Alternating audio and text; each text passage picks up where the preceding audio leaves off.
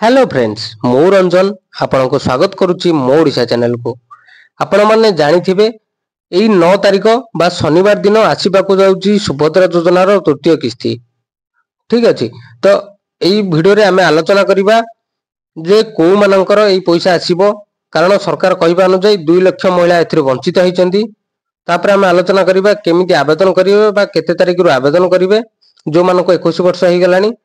तापर आम आलोचना करिबा सरकार नुआ योजना जो महिला मानक दिज्व 10 लाख टंका बिना सुधरे 10 लाख टंका सरकार देवे। तो यही वीडियो रे आम सब किछि आलोचना करिबा। वीडियो टी को स्किप न करी शेष पर्यंत देखंतु। चैनल टी को सब्सक्राइब करन थिले चैनल टी को सब्सक्राइब करि नियंतु। देखंतु उपमुख्यमंत्री प्रभाती परिडा को कहबा अनुसार प्रति महिला को पई सुभद्रा योजना कर दिया जाइथिला, किंतु तार गोटे गाइडलाइन रखा जाइथिला जो मानकर जमी 5 एकर रु अधिक, जो माने सरकारी चाकरिया, जो मानकर बड़ गाड़ी रहउची बा जो मानक नारे गाड़ी रहउची, छोट गाड़ी न बड़ गाड़ी रहउची, एवं जो माने टैक्स रिटर्न फाइल करूचंदी से मानकर एइथिरे अंतर्भुक्त हेइ परिबो नाही। फिर भी से माने आवेदन करी प्रथम किस्ती एवं द्वितीय किस्ती पाइचंदी। यदि पाइचंदी से माने फेरस्त करिवे नाही, किंतु तृतीय किस्ती रु से माने वंचित हेबे। प्राय 2 लाख महिला एथिरे चिन्हट करा जाइछि जो माननकु तृतीय किस्ती मिलिबो नाही। जदि आपण एई गाइडलाइन रो बाहरे ताहले आपण एई पैसा पाई परिबे नाही। जदि आपण एई गाइडलाइन रो अंतर्भुक्त तथापि आपण को पैसा मिलु नाही, ताहले आपण को तरफ रु ही किछि त्रुटि रहउछि जाहाको समाधान करबा कहले म आपण को कहि रखुछि ईकेवाईसी डीबीटी आधार करेक्शन एई तीनोटी करि रखंतु, जहा फल तृतीय किस्ती रे आपण प्रथम किस्ती एवं द्वितीय किस्ती रो पैसा पाई परिबे। ठीक अछि। तापर रहिला केबेठर आवेदन करा जिवो।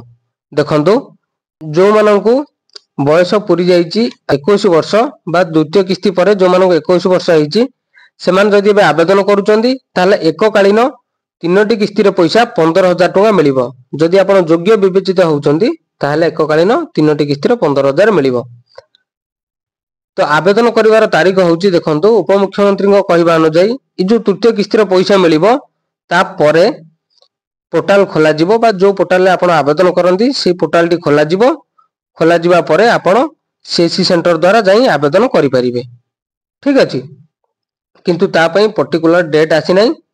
पर्टिकुलर डेट एई 9 तारिख परे जणा पड़िबो। ठीक अछि। आ गोटे समय सूचना दउची आ मझिरे जे एई मास 28 तारिख रे जो मानकर सीएम किसान रे ना अछि से मानको मिलिबो 2000 टका। ठीक अछि। तापर आमे चलंतु जिवा महिला मानकर जो नुआ योजना करा जाइछि जे से मानको मिलिबो 10 लाख टका बिना सुधरे। देखंतु महिला मानको स्वावलंबी करिवा पई ओडिशा सरकारनकर ये एक नुआ योजना जोथिरे आपण एसएचजी महिला मानक मध्य जो माने लक्षपति दीदी थिले जो माने पैसा नेई निजे स्वावलंबी हेई परिचंदी, तो सेई मानको सरकार आउथरे दबाउ चाहुचंदी 10 लाख टका बिना सुधरे, जहा फल से मानको लक्षपति दीदी बदल रे कोटिपति दीदी करिवा पई लक्ष्य। ठीक अछि। तो एई योजना माध्यम रे समस्त महिला माने स्वावलंबी हेई परिबे एवं निजर परिवार भरण पोषण करिवारे सक्षम हेई परिबे। तो जदि आपण एई सबुथिरे इंटरेस्ट ताहले आपण मध्य एई लक्षपति दीदी हो बा सुभद्रा योजना जहा गाइडलाइन कहली ए सब को आपण करि नियंतु। ठीक अछि। तो आज पई वीडियो रे एतिकी। यदि वीडियो टी आपन को भलो लागिछि ताले लाइक करिवे, शेयर करिवे। एई भली समस्त इन्फॉर्मेटिव वीडियो पई एई चैनल टी को सब्सक्राइब करि रखंतु। वीडियो टी को शेष पर्यंत देखिथवारु बहुत बहुत धन्यवाद।